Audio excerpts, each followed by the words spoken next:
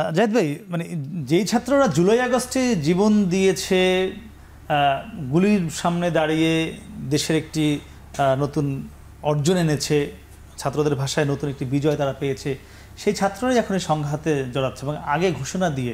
তো আপনারা দাবি করেন ছাত্র শিবির খুব সুশৃঙ্খল সংগঠন, আপনারা বিভিন্ন জায়গায় বলে থাকেন। তো আপনারা কি এগুলো আপনাদের জায়গা থেকে আগে থেকে নিষেধ করেছেন, বা আপনাদের নিশ্চয়ই কমিটি প্রকাশ্য হোক অপ্রকাশ্য বিভিন্ন কলেজে আছে আমরা যতদূর জানি, সেটি আপনার নিবৃত্তি করার কোনো আমরা দেখিনি কোনো গণমাধ্যমে বা কোথাও কোনো সামাজিক মাধ্যমেও?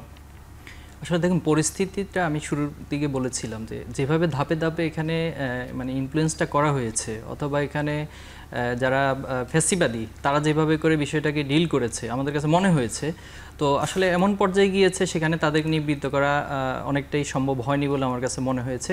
তবে ছাত্র শিবিরের জায়গা থেকে আমি বলেছি ইতিমধ্যে যে আমাদের কোনো ধরনের এখানে অংশগ্রহণ সম্পৃক্ততা ছিল না, এবং আমরা ইন্টারনালি অনেকভাবে বোঝানোর চেষ্টা করেছিলাম আমাদের জায়গা থেকে।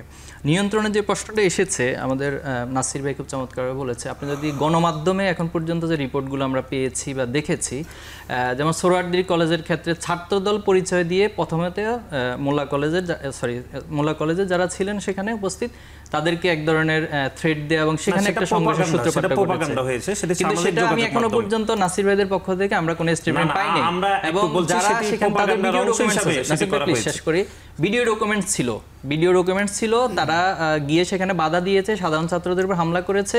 এই সূত্রপাতটা ঘটলো যে নাসির ভাইদের নাম দিয়ে, আমি বলছি না ওনারা ছাত্রদল করেছে, কিন্তু ওনাদের নাম দিয়ে যে করেছে ওনারা কি ব্যবস্থা সেটা নিয়েছে, অথবা এই বিষয়ে ওনারা কোনো স্টেটমেন্ট এখনো পর্যন্ত পায়নি।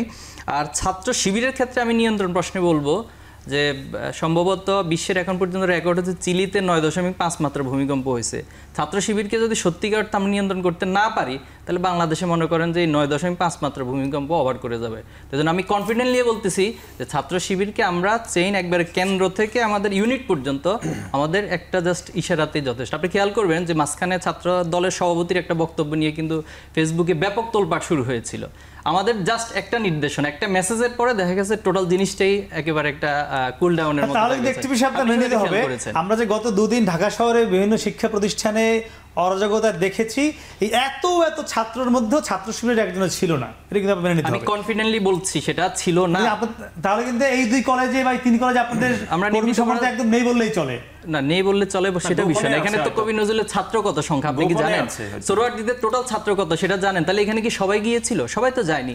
এখানে একটা অংশ উস্কিয়ে দিয়েছে, একটা অংশ হচ্ছে তাদের উস্কানিতে পা দিয়েছে, আর একটা অংশ পরবর্তীতে সেটাকে পিক আপ করছে। যেমন আমরা আসবো কালকে আপনি শেষ করি সেই অভিযোগটি করলো, এটি ভিত্তিহীন এবং প্রোপাগান্ডা। 5 আগস্ট মিডিয়াতে এসেছে, আপনি দেখতে পারেন মিডিয়ার কথা বলেছে, আপনাদের নাম ব্যবহার করেছে, তাহলে আপনারা কেন প্রতিবাদ জানান না? এখনো কেন এটা নিয়ে কোনো বিবৃতি আমরা শুনি? মিডিয়াতে আসেনি।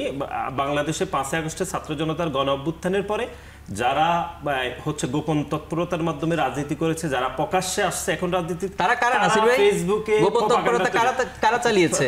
আচ্ছা, এখন আমি এই প্রসঙ্গে আসি। ঢাকা বিশ্ববিদ্যালয়ের ওনাদের 242 জনের কমিটির মধ্যে 100 জন যারা অতীতে কখনো ছাত্র দলের সাথে সম্পৃক্ত ছিল না, তাহলে তারা কিভাবে আসলে 100 জন? এটা প্রশ্ন। ছাত্র শিবিরের কেউ একজন যদি লিখে দেন ছাত্র দলের, এবং ওনারা 6 জনকে পরবর্তীতে আবার বহিষ্কার করেছে ছাত্রলীগের সাথে সম্পৃক্ত থাকার কারণে। এটা কিভাবে সম্ভব? আমরা একটু শুনি। তাহলে গোপন তৎপরতা তো নিঃসন্দেহে এটা প্রমাণ করে। এখানে জনাব জাহিদ যেটি বলছেন সেটি হচ্ছে একদম প্রোপাগান্ডা। এটি বাংলাদেশ জাতীয়তাবাদী ছাত্র দলের কোনো পর্যায়ের কোনো নেতা কর্মী এখানে জড়িত ছিল না। আপনারা বিবৃতি দিয়েছেন নিশ্চয়ই, প্রোপাগান্ডার বিষয়ে তো আপনারা প্রতিবাদ জানান না নাসির ভাই। আমি ওই প্রসঙ্গটা এসেছে, এখানে জড়িত না, তাহলে প্রতিবাদ কেন? আপনার ভিডিও আছে, ভিডিওতে তাদেরকে চিহ্নিত করেন না কেন? তারা কেন ছাত্র দল পরিচয় দিয়ে সেখানে হামলা করতে গিয়েছে? জনতার গণ অভ্যুত্থানের পরে যারা গোপন তৎপরতার মাধ্যমে গত 15.5 বছর ধরে রাজনীতি করেছে, তারা ছাত্র দলের নামে বিভিন্ন প্রোপাগান্ডা করছে। প্রত্যেকটি প্রোপাগান্ডার কি জবাব দিতে হবে? তারা প্রতিদিনই হাজার হাজার প্রোপাগান্ডা করছে। এই যে আপনারা টকশো করছি, টকশোর নিচে যেটি সামাজিক যোগাযোগ মাধ্যমে যেটি এই লিঙ্কটি প্রচার হবে, আপনি নিচে দিয়ে কমেন্টে দেখবেন যে হাজার হাজার গোপন তৎপরতার মাধ্যমে সংগঠনগুলো ছাত্রদলকে গালিগালাজ করছে। এটি প্রত্যেকটি গালিগালাজের জন্য দিতে পারবো না। আমরা যেটি স্পষ্টত আপনাকে বলছি, বিষয়ে কেউ অভিযোগ করলে অবশ্যই বিষয়ের প্রতিবাদ জানাবেন।